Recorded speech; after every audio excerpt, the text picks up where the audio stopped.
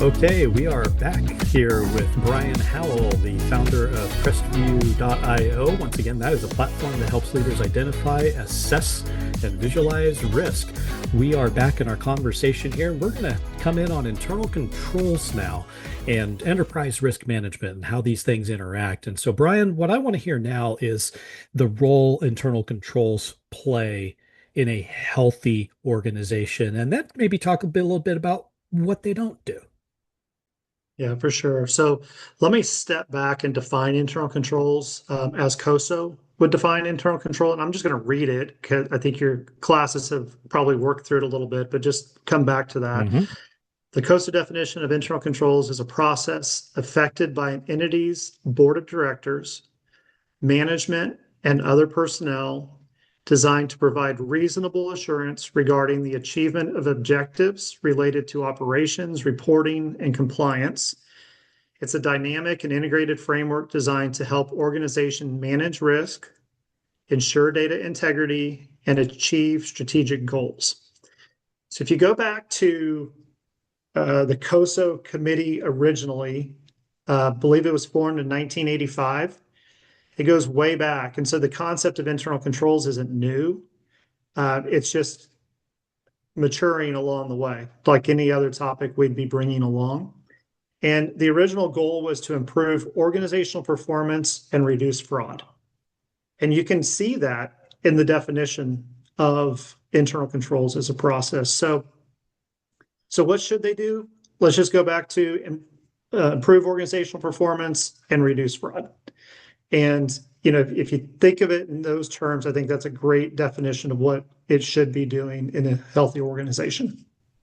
Excellent. And then now let's shift over to internal audit, right? This is something that we have an awareness of. And tell me the relationship of internal audit with the organization. And then how does internal audit work in an organization to assist a business in executing those internal controls? Yeah, so for sure. Internal audit can play a variety of roles within an organization. So from an assurance or audit perspective or an advisory view.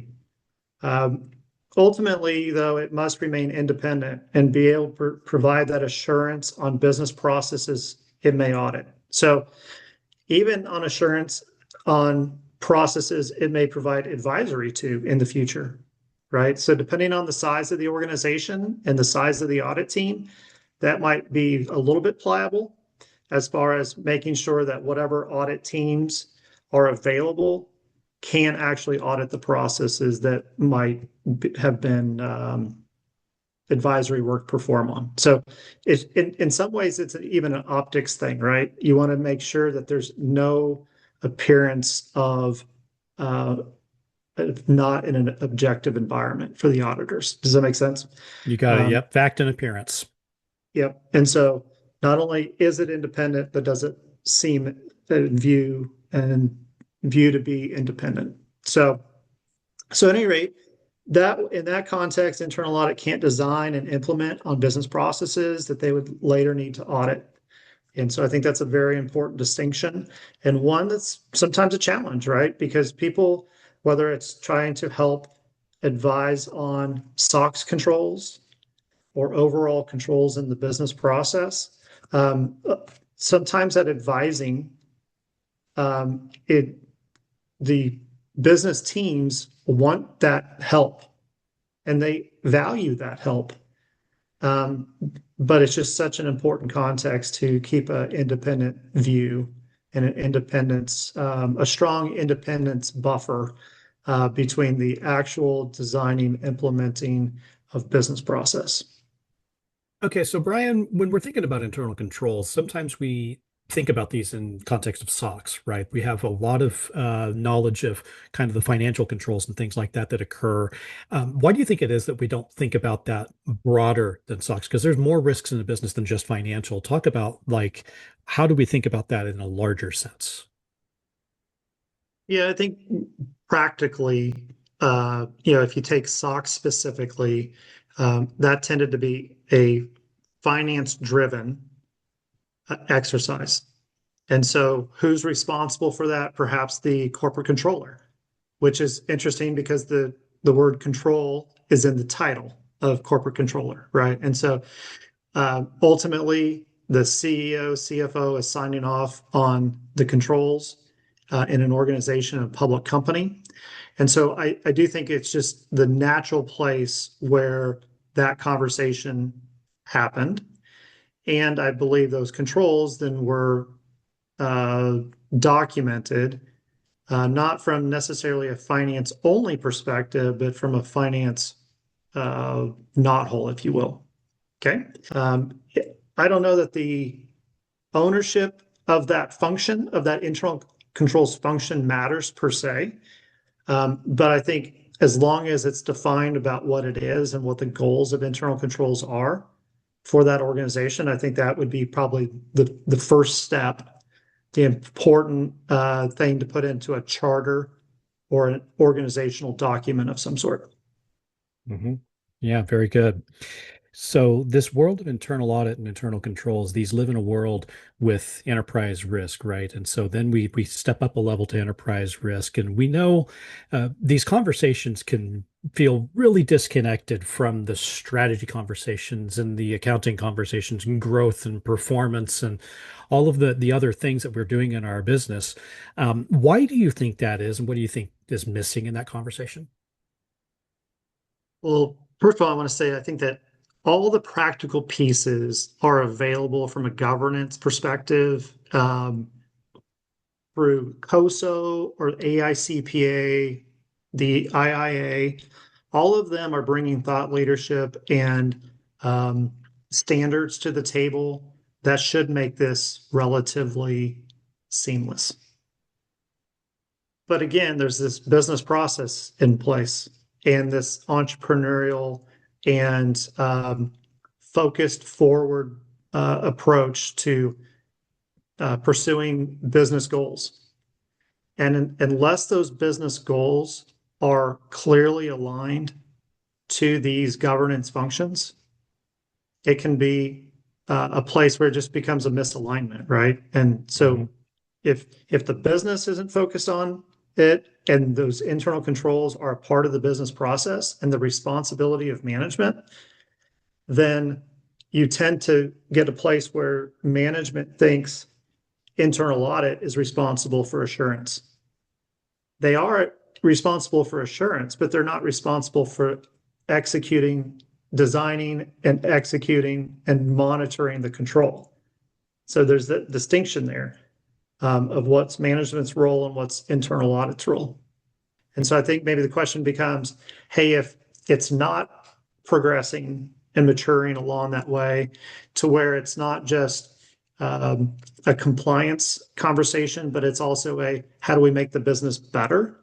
That might be a great stopping point and asking ourselves, why is that? And what are the mechanics within the business, structurally, culturally, whatever it might be, that might be limiting the effectiveness of enterprise risk management, internal controls, and an internal audit function.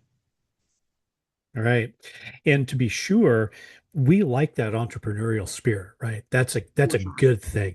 And of course, we always want to, our job is to make sure that that is always informed in a way that doesn't present unnecessary exposure to risk, right? That's probably the best. That's how I would understand that, right?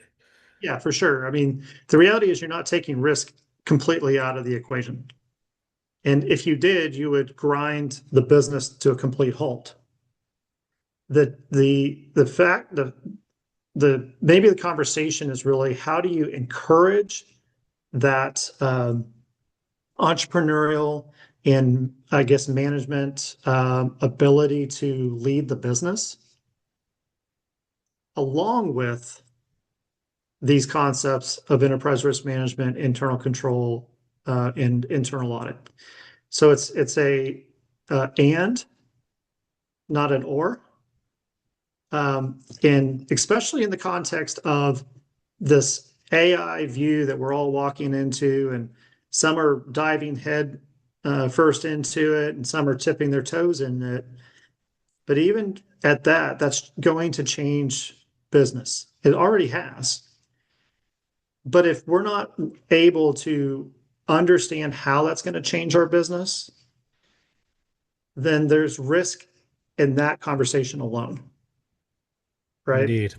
Yep. So, going back to the risk governance conversation, the Substack, we've got an article out there that talks about, organizations that are primed and ready to be able to take on some of these AI opportunities. And the challenges of really, there's three options that you have. You can do nothing, and there's risk in that. And you can redesign a business process in the context of AI, and there's some risk in that. And then you can look to redefine and vision the business as a whole, and there's risk in that, right? So the conversation is really managing risk and governing risk. It's not eliminating risk. Indeed. And that's that risk acceptance. Which risks are we willing to accept versus which risks are we not, right? And that's a whole thing, right? So let's talk about these entrepreneurs for a second, right? The leaders who might be listening to this. Maybe we don't have a formal ERM program. It can seem overwhelming, right? Thinking about the whole thing. What's a decent starting point where it's not overwhelming anymore? Well, first off, you're thinking about doing it, I guess an applause there. And just starting somewhere is really important. So I'd probably suggest a simple three-phased approach, starting with capturing at a high level each business process supporting the overall organization. So what are they? Finance, HR, supply chain, whatever those are, and being able to clearly articulate maybe process, sub-process, activity, sub-activity. If you could get to those four buckets and understand what those are, that'd be a great stopping point to be able to breathe. And then take a second step and come back and say, what are the risks within each of those business processes that we named? That if that risk came to fruition, we would have a hard time meeting the process or organizational goals. And then I would breathe there. And then I would take a third step to come back and say, of those risks, what are the mitigating factors that we can put in place to ensure that that does not come to fruition?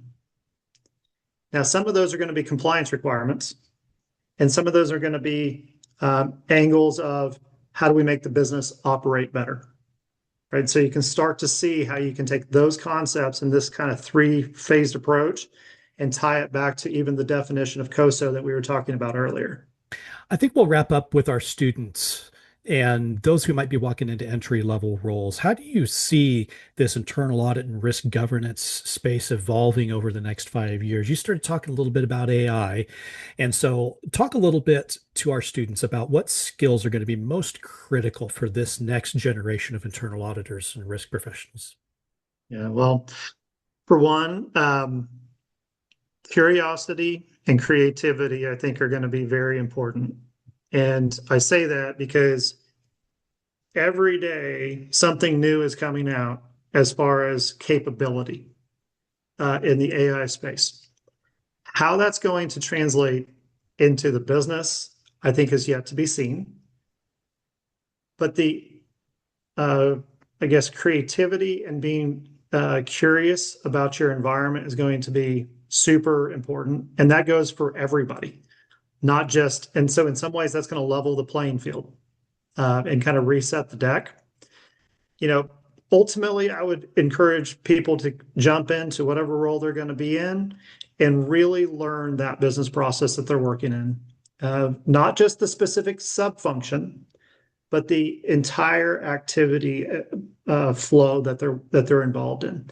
Who are the people I'm working with? What are they doing? So just get super curious about what that is and perform that really well. Because I'll just give you an example. Perhaps an auditor comes and asks you a question about why something is happening. then you can answer the view of what that is. Or perhaps they're asking you for something that doesn't make sense, and you can step back and walk that auditor through why the information that they're looking for may not why the control and risk that they're thinking about doesn't align to the business process that they're talking about. And so it's not that you wouldn't answer the auditor. Of course, you're going to answer the auditor, but you'll be in a better place to have a conversation with them to provide them a view and help them understand the business process that you're working in. All right, that's very good. Brian, thank you again for taking us through these topics. I want to get together with you one more time and we'll talk some cyber. All right, sounds good. Excited to continue the conversation. All right, thanks. Can we do